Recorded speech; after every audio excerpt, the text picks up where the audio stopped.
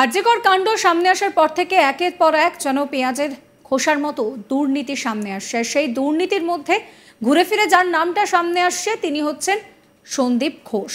আর এই সন্দীপ ঘোষের ঘনিষ্ঠ বেশ কয়েকজনের নাম সামনে আসছে, যাদের মধ্যে রয়েছেন অভিক দে, বিরূপাক্ষ বিশ্বাস।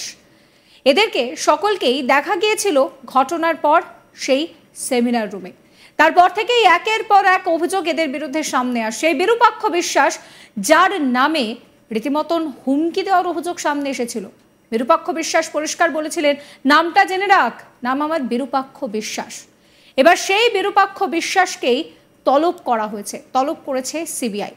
শনিবার 21শে সেপ্টেম্বর সিজিও কমপ্লেক্সে ডেকে পাঠানো হয় বিরূপাক্ষকে। সেই মতোই এদিন সিজিও কমপ্লেক্সে হাজির হন বিরূপাক্ষ। প্রসঙ্গত, আরজিকরের প্রাক্তন অধ্যক্ষ সন্দীপ ঘোষের ঘনিষ্ঠ ছিলেন বিরূপাক্ষ বিশ্বাস। 9ই অগস্ট আরজিকরের 4 তলার সেমিনার রুমে অভয়ের দেহ উদ্ধারের পর সেই ঘরে অন্য অনেকের সঙ্গে দেখা গিয়েছিল বিরূপাক্ষ বিশ্বাসকেও। বর্ধমান মেডিকেলের ডাক্তার হয়েও কেন সেদিন আরজিকরের সেমিনার রুমে তিনি গিয়েছিলেন, সেই বিষয়টাই সম্ভবত তার কাছ থেকে জানতে চাওয়া হবে। সিবিআই সূত্রে দাবি যে সন্দীপ ঘোষের কল ডিটেলস থেকেই তার মোবাইল নাম্বারটি পাওয়া গিয়েছে। ঘটনার দিন সন্দীপ ঘোষ তার সঙ্গে ফোনে কথা বলেছিলেন। এছাড়াও তাকে সেমিনার হলের ভিতরে উপস্থিত থাকতেও দেখা গিয়েছিল বলে অভিযোগ। বর্ধমান মেডিকেল কলেজ ও হাসপাতালের ডাক্তার হওয়া সত্ত্বেও কেন এবং কিভাবে আরজিকর হাসপাতালের সেমিনার হলের ভিতরে হাজির বিরূপাক্ষ, এই উত্তর খোঁজার চেষ্টা করছে সিবিআই। যার জন্য আরজিকর কাণ্ডে মামলার তদন্তের জন্য কেন্দ্রীয় তদন্তকারী সংস্থা তাকে ডেকে পাঠায়। শনিবার সকাল 9:50 সিবিআই অফিসে হাজির হন বিরূপাক্ষ বিশ্বাস।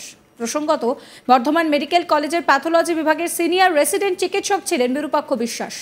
ইতিমধ্যেই তাকে সাসপেন্ড করেছে রাজ্যের স্বাস্থ্য দফতর। আরজিকর কাণ্ড সামনে আসার পর থেকে বিরূপাক্ষ এবং অভিক দে, এই দুই চিকিৎসকের বিরুদ্ধে একাধিক অভিযোগ ওঠে। রাজ্যের বিভিন্ন হাসপাতালে প্রভাব খাটিয়ে পরীক্ষার্থীদের পাশ করিয়ে দেওয়ার মতন চাঞ্চল্যকর অভিযোগ রয়েছে এদের বিরুদ্ধে। অভিযোগ, রাজ্যের বিভিন্ন হাসপাতালে নানা ক্ষেত্রে দুর্নীতির ঘটনায় সক্রিয় এরা দুজন। মেডিকেল পড়ুয়াদের হুমকি দেওয়ার অভিযোগ উঠেছিল এদের দুজনের বিরুদ্ধে।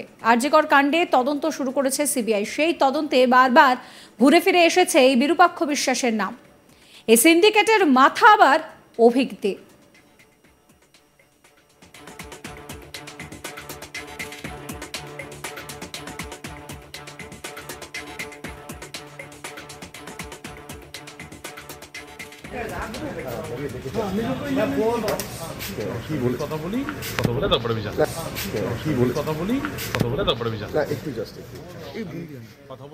এই নিয়ে আমার কলিগ অরিন্দম ভট্টাচার্যের একটু রিপোর্ট দেখাবো। ডাক্তার বিরূপাক্ষ বিশ্বাস তিনি কিন্তু আজকে সল্টলেক সিজিও কমপ্লেক্সের সিবিআই দপ্তরে এসেছেন। তাকে সিবিআই দপ্তরে ডেকে পাঠানো হয়েছে।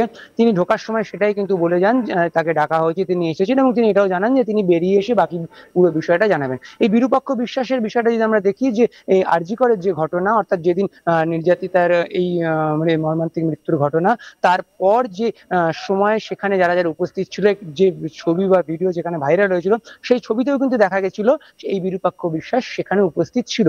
এরপর কিন্তু একটা রহস্য দানা বাঁধে যে ইনি যখন আরজিকরের ডাক্তার নন বা আরজিকরের সঙ্গে কোনোভাবে ইনি যুক্ত নন, তাহলে তিনি সেদিন সেখানে কেন পৌঁছেছিলেন। যদিও এই বিরূপাক্ষ বিশ্বাসের ক্ষেত্রে যেটা আমরা সূত্র মারফত জানতে পারি, যে ডক্টর সন্দীপ ঘোষ অর্থাৎ আরজিকর হাসপাতালের প্রাক্তন অধ্যক্ষ, তার সঙ্গে কিন্তু তার যথেষ্ট ঘনিষ্ঠতা রয়েছে বা যথেষ্ট সুসম্পর্ক রয়েছে।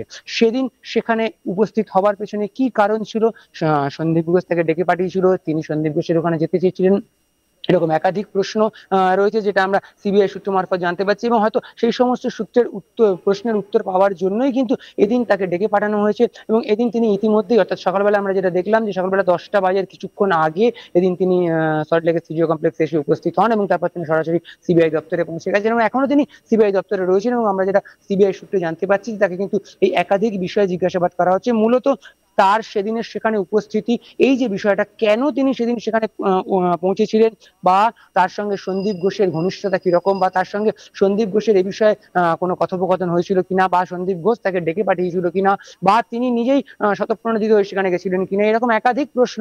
সেই একাধিক প্রশ্নের উত্তর পেতে চায় সিবিআই এবং সেটাই কিন্তু আমরা সিবিআই সূত্রে জানতে পারছি, এবং সেই প্রশ্নগুলো কিন্তু তাকে করা হচ্ছে। কলকাতা পুলিশ তদন্তভার হাতে নিয়ে সঞ্জয় রায়কে গ্রেপ্তার করে, যে এই ঘটনার মূল অভিযুক্ত। এরপর কোর্টের নির্দেশে সিবিআই এর তদন্তভার হাতে পায় এবং তদন্তভার হাতে পাওয়ার পরে আমরা যেটা দেখতে পাই প্রাক্তন অধ্যক্ষ আর.জি. কর হাসপাতালের সন্দীপ ঘোষকে কিন্তু সিবিআই একাধিকবার ডেকে পাঠায়। 15 দিন তাকে টানা জিজ্ঞাসাবাদ করা হয়। এরই মাঝে আমরা কি দেখতে পাই না, আক্তার আলী তার একটা অভিযোগ, সেই অভিযোগের ভিত্তিতে কোর্টের নির্দেশ যায় যে তদন্ত অর্থাৎ দুর্নীতির তদন্ত করা হবে সন্দীপ ঘোষের বিরুদ্ধে, এবং সেই দুর্নীতির তদন্ত শুরু করে এসিবি অর্থাৎ অ্যান্টি কারাপশন ব্রাঞ্চ সিবিআই এর। এই দুর্নীতির তদন্ত করে অ্যান্টি কারাপশন ব্রাঞ্চের অফিসার্সরা পৌঁছে গেছিল এই সন্দীপ ঘোষের বাড়িতে এবং তারপর কিন্তু তাকে গ্রেপ্তারও করেছিল। অর্থাৎ এই দুর্নীতিতেই কিন্তু মূলত প্রথম সন্দীপ ঘোষকে গ্রেপ্তার করে সিবিআই। এরপর আমরা যেটা দেখতে পাই, তাকে নিজেদের কাস্টাডিতে নেয় এবং তারপর যখন সে জেল কাস্টাডিতে যায়, সিবিআই কাস্টাডি শেষ হওয়ার পরে, তখন সিবিআই এর স্পেশাল ক্রাইম ব্রাঞ্চ, যারা এই নির্যাতিতার যে ঘটনা অর্থাৎ এই যে মর্মান্তিক মৃত্যু তার যে তদন্ত, সেই যে তদন্ত করছে স্পেশাল ক্রাইম ব্রাঞ্চ, তারা তখন জেল থেকে আবার এই সন্দীপ ঘোষ তাকে গ্রেপ্তার করে এবং গ্রেপ্তার করে তাকে নিজেদের কাস্টাডিতে নিয়ে আসে। এর পাশাপাশি আমরা যেটা দেখতে পাই যে টালা থানার ওসি অভিজিৎ মন্ডল, তাকেও কিন্তু একাধিকবার সিবিআই দপ্তরে ডেকে পাঠানো হয়েছিল। সল্টলেকের সিজিও কমপ্লেক্সে যে সিবিআই দপ্তর, সেখানে ডেকে পাঠানো হয়েছিল, তাকেও একাধিকবার জিজ্ঞাসাবাদ করা হয়েছিল, তাকেও একাধিক নথিপত্র নিয়ে আসতে বলা হয়েছিল এবং সেও কিন্তু সেইভাবে আসতেন, জিজ্ঞাসাবাদের সম্মুখীন হতেন এবং একাধিক নথিপত্র নিয়েই আসতেন। এরপর কিন্তু তাকেও গ্রেপ্তার করা হয় এবং এই মুহূর্তে দুজনেই কিন্তু সিবিআই এর হেফাজতে রয়েছেন, অর্থাৎ সন্দীপ ঘোষ এবং টালা থানার ওসি অভিজিৎ মন্ডল দুজনেই কিন্তু সিবিআই এর হেফাজতে রয়েছেন এবং তারা তাদেরকে জিজ্ঞাসাবাদ করছেন, সেরকমটাই আমরা সিবিআই সূত্রে জানতে পারছি। এর পাশাপাশি আমরা যেটা দেখতে পেয়েছিলাম যে সিবিআই কিন্তু এনাদেরকে জিজ্ঞাসাবাদের যেমন করেছে, সেরকম এর পাশাপাশি যে আর.জি. কর হাসপাতালের যারা জুনিয়র ডাক্তার ছিলেন, অর্থাৎ যারা ডিপ্লোমা ওখানে যারা কোর্স করছিলেন, সেই সমস্ত ডাক্তার বা ওখানে যারা সিকিউরিটি গার্ড ছিলেন বা যারা পুলিশের কর্মরত, ওখানকে যে পুলিশের যে ফাঁড়ি রয়েছে সেখানে যারা কর্মরত পুলিশ অফিসার, তাদেরকে জিজ্ঞাসাবাদ, এই প্রত্যেককে কিন্তু জিজ্ঞাসাবাদ করেছে তাদের যে সিবিআই এর যে অফিস, যে সল্টলেকের সিজিও কমপ্লেক্সে, সেখানে। এরপর আমরা যেটা আজকে অর্থাৎ শনিবার দিন দেখতে পেলাম যে ডক্টর বিরূপাক্ষ বিশ্বাস, তাকেও কিন্তু ডেকে পাঠানো হয়েছে। সেদিন যে ঘটনা, সেই ঘটনার সময় তার একটি ছবি কিন্তু ভাইরাল হয়েছে সেই আর.জি. করের ভেতরে ঘটনার ওই জায়গাতে।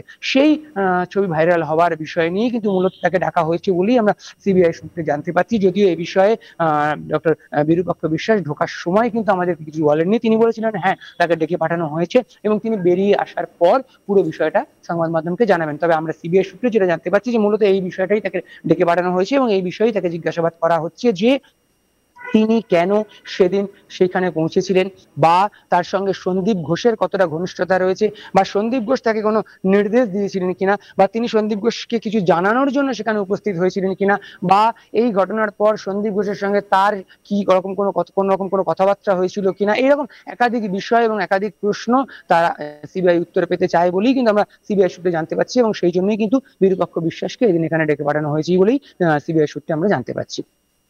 চ্যানেলকে সাবস্ক্রাইব করুন।